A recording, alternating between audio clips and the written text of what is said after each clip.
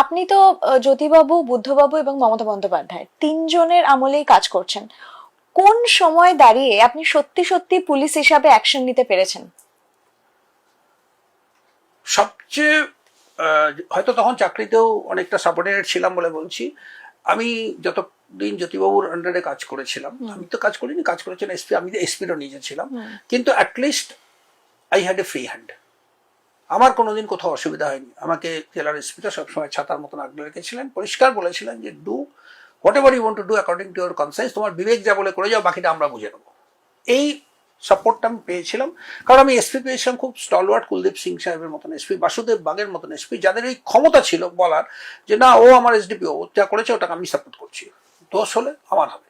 এবং এই ঘটনা আমি বাসুদেব বাগের সময় নিজে চোখে দেখেছি, যেখানে উনি ডিজির সামনে উঠে দাঁড়িয়ে স্যালুট করে বলেছেন, স্যার যদি পানিশমেন্ট দিতে আমাকে দিন, আমার সাবঅর্ডিনেটকে নয়। ও যদি কিছু ভুল করে থাকে সেটা আমি ওকে গাইড করতে পারিনি বলে।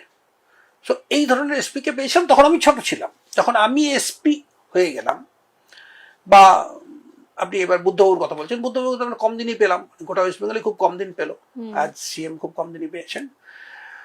বুদ্ধবাবু যখন করেছেন তখন আমি সিঙ্গুর আন্দোলন দেখছি।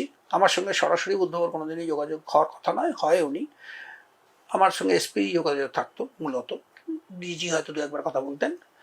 কিন্তু ওই সময়েও আমি দেখেছি যে অ্যাটলিস্ট আমি ফিল করেছি যে সিএম টু এসপি দেয়ার ওয়াজ এ কমপ্লিট ট্রান্সপারেন্সি।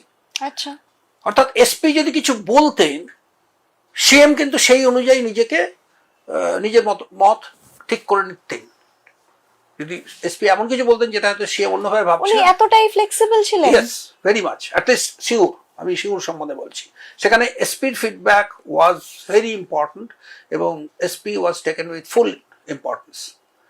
তো এইটুকু আমরা বুদ্ধবাবুর ক্ষেত্রে পেলাম। এখন যিনি সিএম আছেন, এই সিএমকে না আমার বুদ্ধবাবু বা জ্যোতিবাবুর চেয়ে অনেক বেশি ঘরের লোক মনে হয়। আচ্ছা। অনেক কাছে। আচ্ছা। এবং সেখানে একটা অদ্ভুত প্রবাদের কথা আপনাকে বলবো, the mountain is blue from a distance. যখন আপনি কাছে চলে যাবেন তখন এবড়ো খেবড়ো পাথর, গাছপালা, মরা শুকনো পাতা, ডাল এসব দেখতে পাবেন। সো বিকজ সি ইজ আমার ঘরের যে মানুষ, তার মতন এত কাছের লোক। আমি তাকে এরম দেখেছি মালদাতে, তিনি চলে যাচ্ছেন আমার জেলা থেকে মিটিং করে পরের জেলাতে যাবেন, আমি কনভয়ের পেছনে যাচ্ছি, হঠাৎ কনভয় দাঁড়িয়ে গেল, আমি দৌড়ে গেলাম, কি হয়েছে ভাই?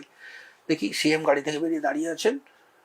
আমারই বাংলো থেকে সিএমকে ওনারই নির্দেশে, ওনার নয় মুকুলবাবুর নির্দেশে, দুটো বড় হট প্যানে করে কিছু তেলে ভাজা দেওয়া হয়েছিল যেতে যেতে খাওয়ার জন্য।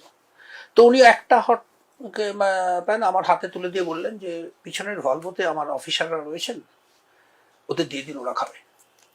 So that is CM, that is the difference between. কিন্তু আগের যে দুজনের নাম বললেন, তাদের দুজনের কাছ থেকে এটা কোনোদিন আমরা এক্সপেক্ট করিনি, আমি অন্তত কোনোদিন দেখিনি এরকম কিছু। আচ্ছা। আমি এই সিএমকে দেখেছি রাত্রি 10টার সময় আমাকে এসপি হিসেবে ডেকে বললেন মালদাতে গেটের ওই দূরে গেটের ওখানে দুজন ভদ্রমহিলা কে দাঁড়িয়ে আছে, আমাদের লেডি কনস্টেবল ম্যাম। বললো কেন? অনেক লেডিও তো আসছেন পিটিশন নিয়ে আপনার কাছে, তো ওগুলো কালেক্ট করতে গেলে তো জেন্টস পুলিশ অফিসার থাকা ঠিক হবে না। না না না না না, দিস ইজ ভেরি ব্যাড। আপনাকে বলা হয়েছে যে আপনাদেরকে যে রাত্রে যেন লেডিরা না থাকে, আপনি ওদের এক্ষুনি ছেড়ে দিন। ঠিক আছে ম্যাম। তারপরে উনি আমাকে ডেকে বললেন ওদের ডাকুন তো। লেডি কনস্টেবলকে ডেকে উনি ওনার সামনে বসালেন, বসিয়ে চিৎকার চাচামেচি করে বললেন আরে ওদেরকে ভাত খাও, এই খাও। তারা তো খেতে পাচ্ছে না, তখন ভাত পার্শ্বের মধ্যে ঝোল নিয়ে বসে ভয়ে কাঁপছে থত করে। মানে মুখ্যমন্ত্রী ডেকে ভাত পার্শ্বে মাছের ঝোল খাওয়াচ্ছেন, বলছে খান খান, খেয়ে যান, আপনি এতক্ষণ খাননি।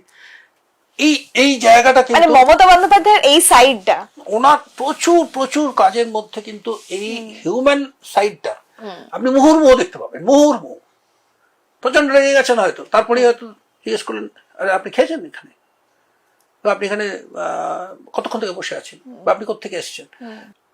আপনি এই গল্পটা জানেন কিনা জানি না, উনি নর্থ বেঙ্গল একবার ফিরছিলেন রাত্রিবেলা, একটা গাড়ি ওনারই কনভয়ের গাড়ি স্লিপ করে পড়ে যায়, খাদের গেটে পড়তে পড়তে একটা গাছে আটকে যায়। সিএম পার্সোনালি স্টপড দেয়ার ওই অন্ধকার রাত্রে, এবং তারপরে দড়ি দিয়ে এক এক করে সবাইকে উদ্ধার করা হয়। উনি দাঁড়িয়ে থেকে পুরোটা দেখেন ঘন্টার পর ঘন্টা, তারপরে কিন্তু উনি স্টার্ট করেন আবার। এটা এই ধরনের জিনিসগুলো আমি কোনোদিন ভাবতে পারিনি যে সিএম এগুলো করতে পারেন। তার আগে তো আমি দুইজন সিএমকে দেখেছি যে সিএমরা এইসব করতে পারেন, এগুলো আমরা ভাবিনি।